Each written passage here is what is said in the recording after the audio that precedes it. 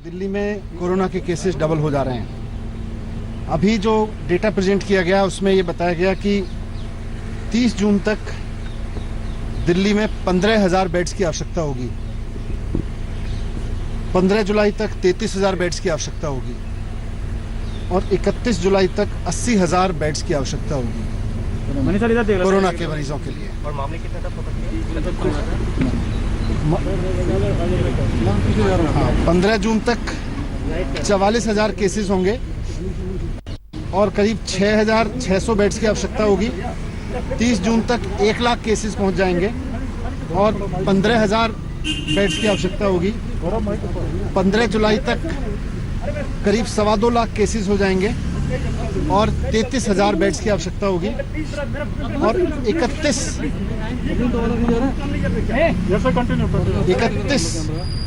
जुलाई तक करीब 5.5 लाख केस पहुंच जाएंगे दिल्ली में और उसके लिए करीब 80,000 बेड्स की आवश्यकता होगी। ये तब है जबकि अब तक थोड़े दिन पहले तक लॉकडाउन चल रहा था और अभी तक दिल्ली के हॉस्पिटल्स में दिल्ली के ही जो निवासी हैं, वो चाहे कहीं से भी, जो आदमी आज दिल्ली में रह रहा है वही दिल्ली के हॉस्पिटल तक आ पा रहा था, जो दिल्ली सरकार के वो प्राइवेट हॉस्पिटल्स हैं। इसीलिए कैबिनेट ने, दिल्ली की कैबिनेट ने निर्णय लिया था कि अभी कुछ समय तक, जब तक कोविड की परेशानी है, आगे आने वाले समय में जब 15,000 बेड्स की आवश्यकता होगी, 33,000 बेड्स की आवश्यकता होगी, 80,000 बेड्स की आवश्यकता होगी जुलाई के एंड तक, तो इनको दिल्ली के जो आज लोग दिल्ली में रह रहे हैं उनके लिए ही मैनेज करके रिजर्व रखा जाए, उनके लिए ही सीमित रखा जाए। लेकिन कल एलजी साहब ने उस फैसले को पलट दिया था। जब आज एलजी साहब से डीडीएम की मीटिंग में हमने रिक्वेस्ट किया कि साहब आपने कल ये फैसला पलटा, तो उससे पहले आपने अपेक्षा की होगी, कुछ आकलन किया होगा कि कितने केस बढ़ेंगे, बाहर से कितने केसेस आएंगे, उसका भी उनके पास कोई आइडिया तो नहीं था। मैंने उनसे ये भी रिक्वेस्ट किया कि सर, हो सकता है आपने इस बात का भी आकलन किया होगा कि कितने बेड्स की आवश्यकता पड़ेगी वैसी स्थिति में जब सारे देश से दिल्ली में केस आएंगे, तो उसका भी उनके पास आकलन नहीं था। इतना ज़रूर है कि अगर पुराने ग्रोथ रेट को माने दिल्ली में, तो 12.6 डेज पर जो डबल होने का है, उसमें सबकी सहमति थी कि आने वाले समय में 30 जून तक दिल्ली में 15,000 बेड्स चाहिएंगे, 15 जुलाई तक 33,000 और 31 जुलाई तक 80,000 बेड्स चाहिएंगे। तो ऐसे में एलजी साहब ने जो कल फैसला लिया कि दिल्ली के हॉस्पिटल्स को सबके लिए खोला जाए, उससे दिल्ली के जो लोग अब दिल्ली में रह रहे हैं उनके लिए बड़ा संकट पैदा हो गया है। हमने एसडीएम की मीटिंग में ये मुद्दा उठाया था, एलजी साहब ने उस पर सहमति नहीं जताई। अब उसकी जिम्मेदारी कौन लेगा? कल को अगर केसेस इसी रूप से दिल्ली में बढ़ते हैं और बाहर से भी आके 2 दिन में, 4 दिन में, 10 दिन में दिल्ली के जो अभी अवेलेबल बेड्स हैं वो भर जाते हैं, तो इतने सारे केसेस जब आगे आएंगे और इतने सारे बेड्स की जरूरत पड़ेगी तो वो कहाँ से आएंगे? अभी इसका जवाब एसडीएम की मीटिंग में कहीं से पास नहीं था। तो हमने उनसे यही कहा कि इसको रिकंसीडर करें, उन्होंने मना कर दिया था रिकंसीडर करने से। लेकिन अब जो भी है हम उसको लागू करेंगे और हम कोशिश करेंगे कि दिल्ली में देश के जितने ज़्यादा से ज़्यादा लोगों की सेवा हो सके, और दिल्ली के लिए भी पूरी कोशिश रहेगी जितना मेडिकल फैसिलिटीज़ को एक्सपेंड कर सकें, जितना अधिक से अधिक संख्या में ऑक्सीजन बेड्स और ये सब खरीद सकें। इतनी संख्या में ऑक्सीजन बेड्स बनाने की अभी तैयारी हम लोग कर रहे हैं। कम्युनिटी स्प्रेड पर भारत सरकार के अधिकारीगण भी आए हुए थे। उनका कहना था कि अभी दिल्ली में कम्युनिटी स्प्रेड की स्थिति नहीं है, इसलिए अभी उस पर चर्चा की जरूरत नहीं है। दिल्ली सरकार का है या डीडीएम का है? मतलब अभी स्टेटस क्या दोबारा मुझे आपने कहा कि central government employees, central government representatives were there in that meeting, उन्होंने कहा, तो वो कौन थे जो उन्होंने कहा कि कम्युनिटी सीनियर ऑफिसर्स थे भारत सरकार से। 31 जुलाई तक सर ने कहा कि 50% केसेस के ट्रेस नहीं है, ऐसे में आप लोगों ने कंटेस्ट किया सर सेंट्रल के? हाँ जी, मैं बता देता हूँ। मैंने कहा था कि देखिएगा, दिल्ली के अंदर बहुत सारी बड़ी संख्या के अंदर जो केसेज आ रहे हैं उनका कॉन्टैक्ट पता नहीं लग रहा है, और कई सारी जगह जैसे टेस्ट कराया, इवन एलजी हाउस में भी टेस्ट कराया, तो कई सारे लोग निकले थे, उनका सोर्स पता करना मुश्किल था।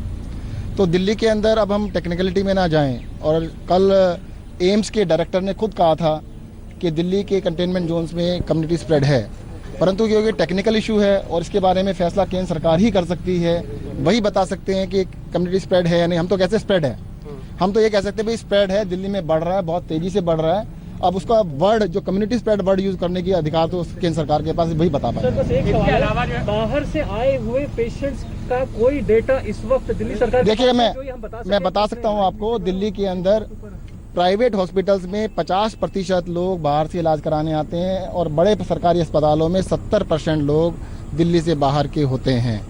अभी जब लॉकडाउन था, दिल्ली में सभी हॉस्पिटल्स में एवरेज ऑक्यूपेंसी 10% से भी कम थी, प्राइवेट में भी और सरकारी में भी 10% से भी कम ऑक्यूपेंसी थी। बहुत सारी सर्जरीज, बहुत सारे लोगों का इलाज प्लान सर्जरीज होती हैं। प्लान सर्जरीज का मतलब ये होता है कि प्लानिंग करके आदमी कराता है, वो 10-10 दिन 15-15 दिन अस्पताल में रहते हैं। जब वो लॉकडाउन के दौरान 2 महीने पोस्टपोन हुई थी, तो अभी फर्दर 1-1.5 महीने के लिए और हो सकता था, जिसकी वजह से दिल्ली में इतनी बड़ी संख्या में बेड मिल सकते थे। अभी मनीष जी ने जैसे बताया, 31 जुलाई को सिर्फ दिल्ली वालों के लिए, मैं दे रहा हूँ, सिर्फ दिल्ली वालों के लिए 80,000 बेड चाहिए। अब इतनी बड़ी संख्या में अगर आपको बेड चाहिए तो कम से कम जो प्लान सर्जरीज हैं, प्लान वाले काम है, वो कम होंगे, तभी वो बेड मिल पाएंगे। मनीष जी ने पूछा था एलजी साहब से कि भाई आपने प्लान तो किया होगा जब सबके लिए खोला है। कहते नहीं, प्लान कुछ नहीं किया है, उसका कोई अंदाजा भी नहीं है, क्या देखते हैं क्या होता है। ये देखने वाली अंदाजे वाली बात पे आ गए हैं, थोड़ा सा मुश्किल काम है। दिल्ली सरकार दिन रात लगी हुई है, नए नए बेड्स बना रही है, परंतु अब इसमें बहुत बड़ी समस्या आ सकती है कि अगर पूरी हिंदुस्तान से लोग इलाज कराने के दिल्ली आएंगे तो मुझे लगता है बेड अरेंज करने में कुछ समस्या जरूर आएगी। सर, आपने ये इसके अलावा अभी भी केजरीवाल जी की तबीयत के बारे में। ठीक है सर, थैंक यू। आजा जल्दी, हंडी आजा।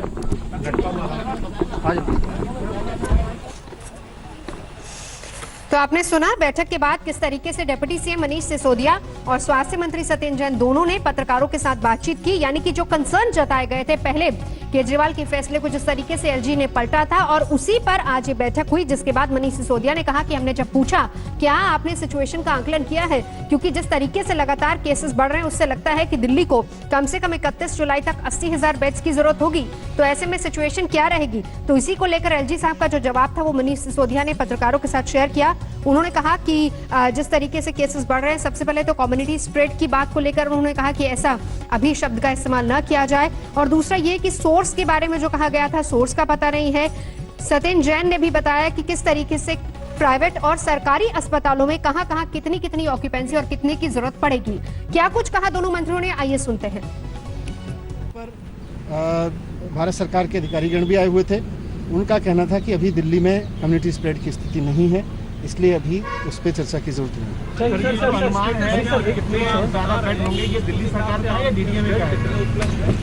मतलब अभी स्टेटस क्या दोबारा सर, आपने कहा कि central government employees, central government representatives were there in that meeting, उन्होंने कहा, तो वो कौन थे जो उन्होंने कहा कि कम्युनिटी सीनियर ऑफिसर्स थे भारत सरकार से। ने कहा कि 50% केसेस के ट्रेस नहीं। हाँ जी, मैं बता देता हूँ। मैंने कहा था कि देखिएगा, दिल्ली के अंदर बहुत सारी बड़ी संख्या के अंदर जो केसेज आ रहे हैं उनका कॉन्टैक्ट पता नहीं लग रहा है, और कई सारी जगह जैसे टेस्ट कराए, इवन एलजी हाउस में भी टेस्ट कराया, तो कई सारे लोग निकले थे, उनका सोर्स पता करना मुश्किल था।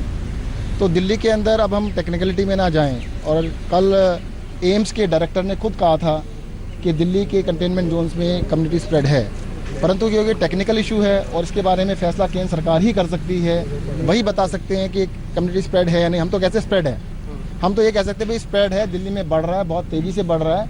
अब उसका वर्ड जो कम्युनिटी स्प्रेड वर्ड यूज करने की अधिकार तो उस पर भारत सरकार के अधिकारीगण भी आए हुए। तो चलिए, जो टसल है इसी को लेकर आज बैठक भी हुई है। पंकज जैन हमारे साथ इस वक्त जुड़ चुके हैं। पंकज, जिस तरीके से मनीष सिसोदिया, सत्येंद्र जैन ने पत्रकारों से बात की, उससे तो कम से कम यही लग रहा है कि निष्कर्ष कोई नहीं निकला। जी देखिए, सबसे अंतिम में इस बात का जवाब मिला कि क्या दिल्ली में कम्युनिटी स्प्रेड है या नहीं है। आज तक ने जब ये पूरी प्रेस वार्ता खत्म हुई तो दिल्ली के स्वास्थ्य मंत्री सत्येंद्र जैन से सवाल पूछा कि क्या दिल्ली में कम्युनिटी स्प्रेड है, इसे लेकर क्या विस्तृत तौर पर भीतर चर्चा हुई। उन्होंने कहा केंद्र सरकार ने मना कर दिया है कि फिलहाल दिल्ली में कम्युनिटी स्प्रेड जैसी स्थिति नहीं है। लेकिन यहाँ पर एक सबसे बड़ा सवाल ये खड़ा होता है कि आज सुबह ही जब हम सवाल पूछ रहे थे स्वास्थ्य मंत्री से, तो उन्होंने ये बताया था कि आधे मरीज ऐसे हैं दिल्ली में कोरोना के जिनका अभी तक सोर्स पता नहीं चल पाया है। और जब ये कहा जाता है कि सोर्स पता नहीं चल पाया है तो आखिर इन्हें कोरोना कैसे हुआ, इस बात की जांच कैसे होगी, ये किन लोगों के संपर्क में आए, इस बात की जांच कैसे होगी। तो ऐसे में अब बड़ा संकट भी दिल्ली के सामने है कि अगर आधे से ज्यादा मरीज ऐसे हैं जिनका सोर्स ही पता नहीं चल पा रहा है तो क्या दिल्ली में नई रणनीति अपनाने की जरूरत है। लेकिन इस बैठक में सबसे अहम मुद्दा कम्युनिटी स्प्रेड ही था, लेकिन ऐसा लगता नहीं है कि बैठक में इस बात को लेकर कोई खास चर्चा हुई जैसा कि बातचीत में नजर आ रहा है। दिल्ली सरकार की तरफ से तो यही कहा गया था कि ये कम्युनिटी स्प्रेड है और केंद्र सरकार के जो अधिकारी वहां मौजूद थे, जिस तरीके से मनीष सिसोदिया ने जवाब दिया कि केंद्र सरकार के बड़े अधिकारी थे, उन्होंने कहा कि ऐसा कुछ नहीं है। लेकिन सवाल बड़ा ये है पंकज, जिस तरीके से लगातार मामले बढ़ रहे हैं और जो आंकड़ा मनीष सिसोदिया यहाँ पर देते नजर आ रहे थे कि 31 जुलाई तक कम से कम 80,000 बेड्स की जरूरत होगी, तो अगर हालात लगातार बिगड़ते हैं तो ऐसे में तालमेल कैसे बैठेगा?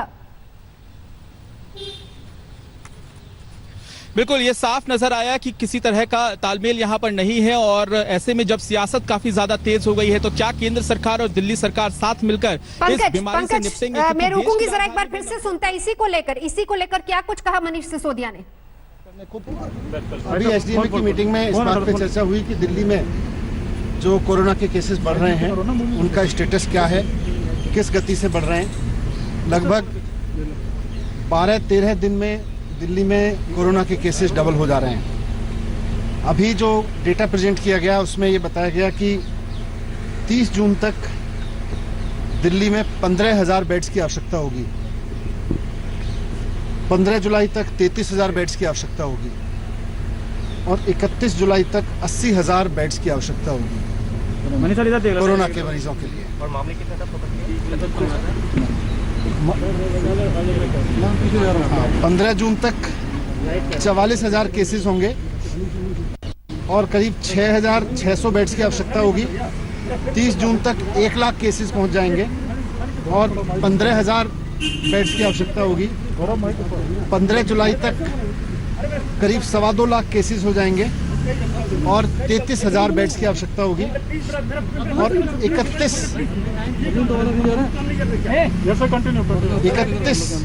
31 जुलाई तक करीब 5.5 लाख केस पहुंच जाएंगे दिल्ली में और उसके लिए करीब 80,000 बेड्स की आवश्यकता होगी। ये तब है जबकि अब तक थोड़े दिन पहले तक लॉकडाउन चल रहा था और अभी तक दिल्ली के हॉस्पिटल्स में दिल्ली के ही जो निवासी हैं, वो चाहे कहीं से भी, जो आदमी आज दिल्ली में रह रहा है वही दिल्ली के हॉस्पिटल तक आ पा रहा था, जो दिल्ली सरकार के हैं वो प्राइवेट हॉस्पिटल्स हैं। इसीलिए दिल्ली की कैबिनेट ने निर्णय लिया था कि अभी कुछ समय तक जब तक कोविड की परेशानी है, आगे आने वाले समय में जब 15,000 बेड्स की आवश्यकता होगी, 33,000 बेड्स की आवश्यकता होगी, 80,000 बेड्स की आवश्यकता होगी जुलाई के एंड तक, तो इनको दिल्ली के जो आज लोग दिल्ली में रह रहे हैं उनके लिए ही मैनेज करके रिजर्व रखा जाए, उनके लिए ही सीमित रखा जाए। लेकिन कल एलजी साहब ने उस फैसले को पलट दिया था। जब आज एलजी साहब से डीडीएम की मीटिंग में हमने रिक्वेस्ट किया कि साहब आपने कल ये फैसला पलटा, तो उससे पहले आपने अपेक्षा की होगी, कुछ आकलन किया होगा कि कितने केस बढ़ेंगे, बाहर से कितने केसेस आएंगे, उसका भी उनके पास कोई आइडिया तो नहीं था। मैंने उनसे ये भी रिक्वेस्ट किया कि सर हो सकता है आपने इस बात का भी आकलन किया होगा कि कितने बेड्स की आवश्यकता पड़ेगी। वैसी स्थिति में जब सारे देश से दिल्ली में केस आएंगे तो उसका भी उनके पास आकलन नहीं था। इतना ज़रूर है कि अगर पुराने ग्रोथ रेट को माने दिल्ली में तो 12.6 डेज पर जो डबल होने का है उसमें सबकी सहमति थी कि आने वाले समय में 30 जून तक दिल्ली में 15,000 बेड्स चाहिएंगे, 15 जुलाई तक 33,000 और 31 जुलाई तक 80,000 बेड्स चाहिएंगे। तो ऐसे में नमस्कार, मैं हूं अंजना ओम कश्यप। हमें उम्मीद है ये वीडियो आपको पसंद आया होगा। लेटेस्ट खबरों के लिए यूं ही देखते रहिए आज तक और इस वीडियो के पसंद आने पर लाइक, शेयर एंड सब्सक्राइब करना ना भूलें।